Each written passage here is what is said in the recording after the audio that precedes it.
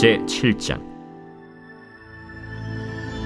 성벽이 건축되매 문짝을 달고 문지기와 노래하는 자들과 레위 사람들을 세운 후에 내 아우 하나니와 영문의 관원 하나냐가 함께 예루살렘을 다스리게 하였는데, 하나냐는 충성스러운 사람이요 하나님을 경외함이 무리 중에서 뛰어난 자라. 내가 그들에게 이르기를, 해가 높이 뜨기 전에는 예루살렘 성문을 열지 말고 아직 파수할 때에 곧 문을 닫고 빗장을 지르며, 또 예루살렘 주민이 각각 자기가 지키는 곳에서 파수하되 자기 집 맞은편을 지키게 하라 하였노니, 그 성읍은 광대하고 그 주민은 적으며 가옥은 미처 건축하지 못하였음이니라.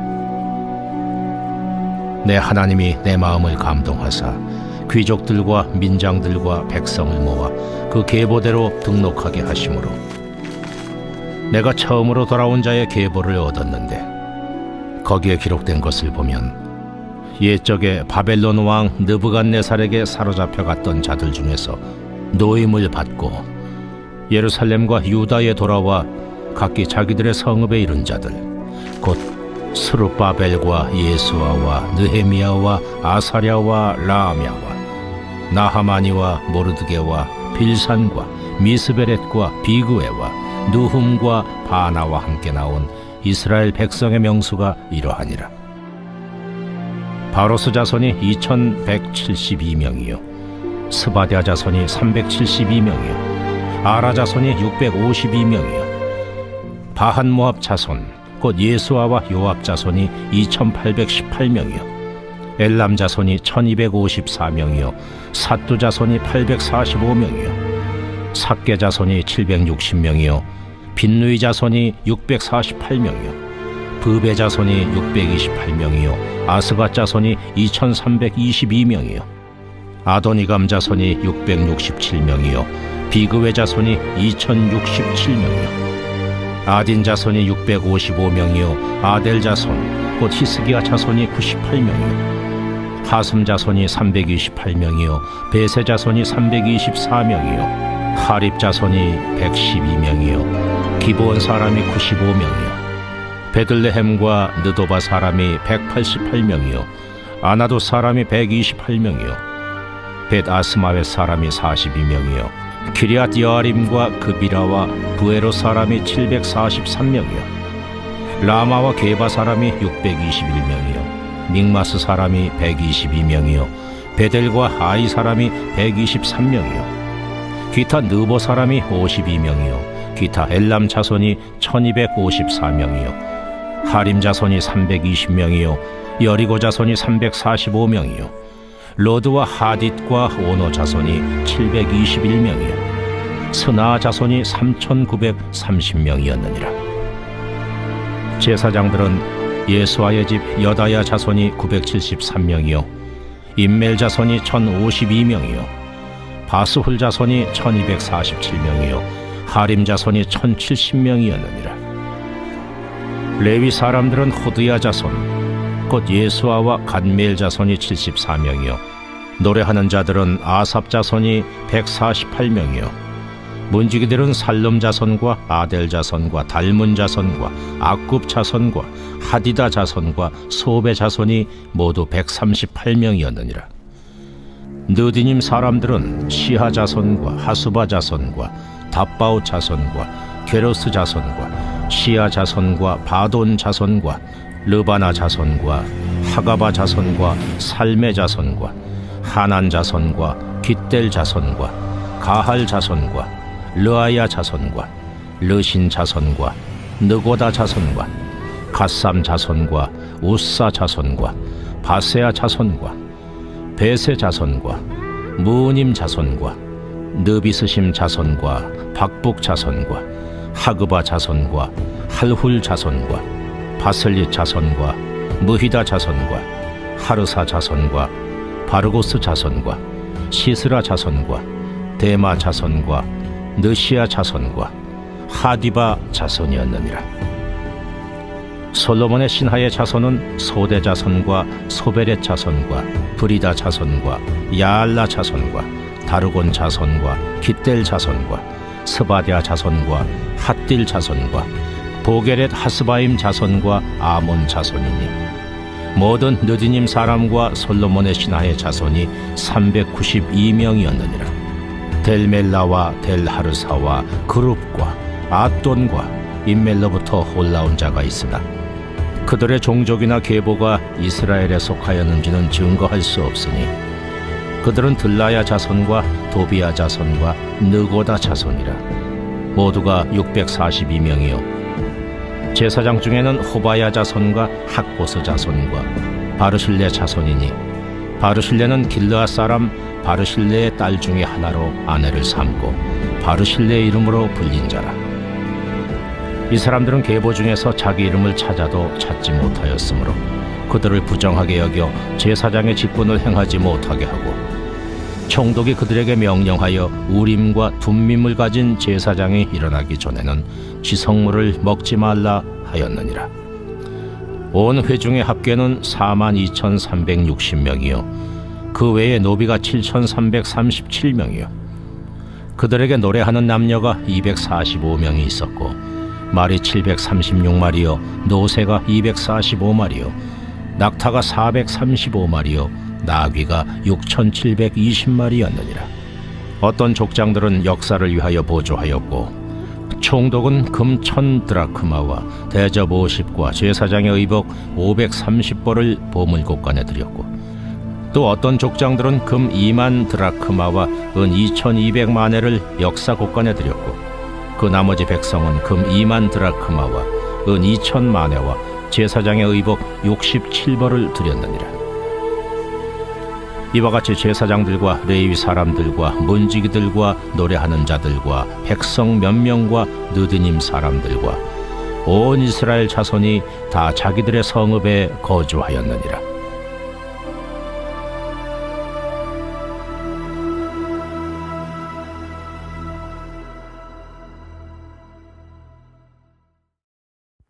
오늘 우리에게 주시는 하나님의 말씀은 느헤미야 7장입니다. 성벽 재건이 52일 만에 끝났습니다. 주전 586년 예루살렘이 바벨론의 느부갓네살에 의해 파괴된 이후로 140년 동안 재건되지 못했던 성벽이 52일 만에 완공된 것입니다. 그리고 이 소식을 듣게 된 이스라엘의 대적들은 크게 두려워하며 낙담했습니다. 대적들이 두려워하고 낙담한 이유는 이스라엘 백성들이 유다 사람들이 이 성벽을 재건했기 때문이 아니라 하나님이 이 역사를 이루셨다는 것을 그들이 알았기 때문이었습니다. 다시 말해 140년 동안 무너져 있던 성벽을 52일 만에 재건할 수 있었던 것은 하나님의 전적인 도우심으로 가능한 일인 것이지요. 그리고 이 일은 느헤미야가 예루살렘에 도착한 지 100일도 채 되지 않은 동안에 이루어진 일이었습니다. 하나님께서는 바벨론의 왕의 술관원으로 있던 느헤미야를 통해 이 일을 이루셨습니다. 사실 느헤미야는 바벨론에서 부유하고 안정된 삶이 보장된 사람이었습니다. 그는 바벨론에서 살면 고생하지 않고 평안하게 그렇게 살 수 있는 사람이었습니다. 그러나 고국의 어려운 형편을 들었을 때 그는 마음 아파하며 하나님 앞에 금식으로 회개하며 기도했고 기회가 오자 모든 안정된 삶을 내려놓고 고국으로 돌아와 이 일에 자신을 헌신했습니다. 그리고 드디어 그 모든 사역이 끝나게 되었습니다.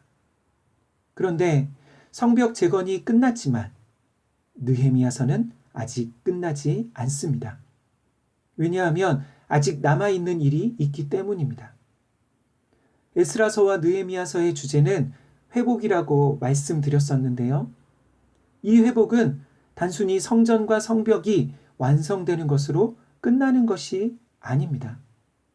어떤 면에서 성전과 성벽 재건은 더 더 중요한 사역을 위한 준비였습니다. 그것은 바로 이스라엘 백성들이 하나님의 백성다운 신앙 공동체로 회복되는 것입니다. 여기서 우리가 생각해 볼 것이 있는데요. 그것은 하나님의 나라는 하나님의 주권적인 섭리와 능력으로 이끌어 가시는 것이지만 동시에 하나님은 사람들을 통해 그 일을 이루어 가신다는 것입니다. 그래서입니다. 각 세대, 각 사람들마다 자기가 감당해야 할 사역이 있는 것 같습니다. 포르기한 첫 번째 세대였던 스룹바벨과 제사장 예수아는 성전을 재건하는 일을 감당했습니다. 그리고 이후에 두 번째로 귀환했던 에스라는 말씀 사역자로 공동체를 세우는 사역을 감당했습니다. 그리고 마지막으로 느헤미야는 성벽을 재건했습니다. 오늘날 우리 시대도 마찬가지인 것 같습니다. 누군가는 스룹바벨과 같이, 누군가는 에스라와 같이, 또 누군가는 느헤미야와 같이 자기 세대의 사명을 감당해야 하는 것이지요. 그러면 오늘날 우리 세대가 감당해야 할 사역과 사명은 무엇일까요? 이 시대에 우리가 회복해야 할 무너진 성전과 성벽은 무엇일까요? 제 생각에 오늘날 우리의 가장 시급한 문제는 교회가 교회다워지고 성도가 성도다워지는 일인 것 같습니다. 다시 말해 오늘날 우리의 가장 큰 문제는 세상의 반대나 핍박과 같은 외부로부터의 문제가 아니라 교회와 그리스도인들이 말씀대로 살지 못하는 우리 내부의 문제인 것 같습니다. 느헤미야 6장의 후반부에서는 성벽 재건은 끝났지만 아직도 남아있는 대적들에 대한 내용이 있었습니다. 이들 대부분은 이방 세력들과 결탁한 이스라엘 내부의 유다 귀족들과 백성 중에 유력한 자들, 곧 이스라엘의 상위층의 기득권 세력이었습니다. 이것은 성전과 성벽은 재건되었지만 아직 이스라엘 공동체의 온전한 회복은 오지 않았다는 것을 보여주는 것이지요. 이제 7장에서는 성벽이 완공된 이후의 후속 조치들과 1차 포로 귀환민들의 명단이 다시 나오고 있습니다. 4절부터 5절입니다.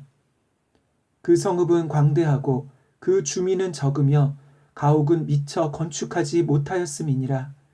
내 하나님이 내 마음을 감동하사 귀족들과 민장들과 백성을 모아 그 계보대로 등록하게 하심으로 내가 처음으로 돌아온 자의 계보를 얻었는데 거기에 기록된 것을 보면 아멘. 4절에 그 성읍은 광대하고 라는 표현이 나옵니다. 이것은 완공된 예루살렘 성읍이 엄청나게 크고 넓은 성이라는 의미가 아니라 성벽은 완공되었지만 그 안에 거주하는 사람들이 없어서 성이 광대하게 보인다는 의미입니다. 그래서 느헤미야는 성 안에 거주할 사람들을 조사하게 되었습니다. 그리고 그 과정 중에 1차 포로 귀환했던 사람들의 명단을 얻게 되었습니다. 사실 이 명단은 에스라 2장에서도 나왔던 명단과 거의 같은 것인데요. 왜 이 명단이 느헤미야 7장에서 다시 나오고 있는 것일까요? 여기에 대해서 성경학자들은 크게 두 가지 이유를 말하고 있습니다. 첫 번째는 이 명단을 통해 에스라 느헤미야서가 한 권의 성경으로 하나의 통일되고 연속된 내용이라는 것을 의미한다는 것이지요. 1차 귀환민들이 시작한 일들이 3차로 귀환한 느헤미야의 사역을 통해 마무리되어졌다는 것입니다. 그리고 이 모든 사역은 성전 건축과 성벽 건축으로 외적인 회복으로 끝나는 것이 아니라 하나님의 백성 공동체의 신앙 회복으로 이어져야 한다는 것을 의미하고 있습니다. 그래서 7장 이후의 느헤미야서의 내용은 이스라엘 공동체의 신앙 회복을 위한 개혁이 나오고 있습니다. 두 번째로 이 명단은 누가 하나님 나라의 진정한 백성인가 라는 것을 보여준다는 것입니다. 이 명단에 기록된 1차 귀환민들은 바벨론에서 태어나고 자랐던 사람들이었습니다. 그런데 예루살렘으로 돌아가기 위해 자신들의 삶의 터전과 안정된 삶을 포기한 사람들이었습니다. 그들 중에는 이스라엘 백성이 아닌 이방인들도 있었습니다. 이것은 하나님의 백성이란 혈통적으로 이스라엘 사람이라고 해서 자동적으로 하나님 나라의 백성이 되는 것이 아니라 믿음으로 자신의 모든 소유와 삶을 포기한다 할지라도 하나님의 뜻을 구하는 사람, 먼저 그의 나라와 그의 뜻을 구하는 바로 그 사람이 진정한 하나님의 백성이라는 것이지요. 이 명단에 나오는 사람들은 6장에 나왔던 유다 귀족들과는 대조되는 사람들입니다. 유다의 귀족들은 표면적으로는 이스라엘 백성일지 모르지만 사실 그들은 하나님 나라의 나라와 공동체보다 하나님의 뜻보다 자신들의 이익과 기득권이 더 중요한 사람들이었습니다. 사랑하는 성도 여러분, 오늘날에도 그렇게 두 부류의 사람들이 있는 것 같습니다. 많은 사람들이 예수님을 믿어도 유다 귀족들과 같은 삶을 살기를 바라는 것 같습니다. 하나님의 백성으로 사는 것, 동시에 세상의 유익을 누리는 것, 이 둘 다를 얻고 싶으신 것이지요. 세상에서의 성공, 그리고 안정과 부유한 삶을 살고 싶지 않은 사람이 어디 있겠습니까?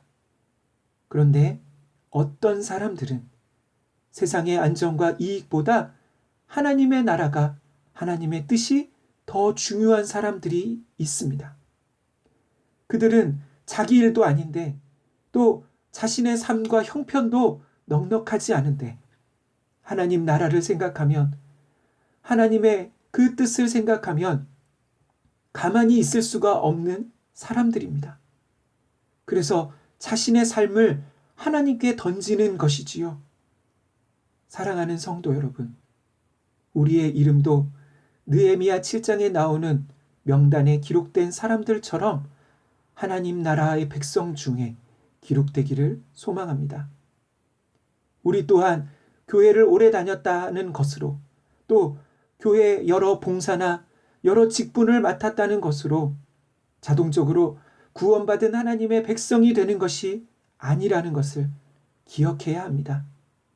무엇보다 우리의 삶이 이 세상에서는 안정되고 부유한 그런 삶을 누리지 못하고, 그래서 세상에서는 우리가 자랑할 것이 없을지도 모르지만 하나님 나라의 그 명단에 우리 이름이 기록된 것으로 자랑하며 기뻐하는 저와 우리 모든 산돌의 성도님들 되시기를 간절히 소망합니다. 아멘.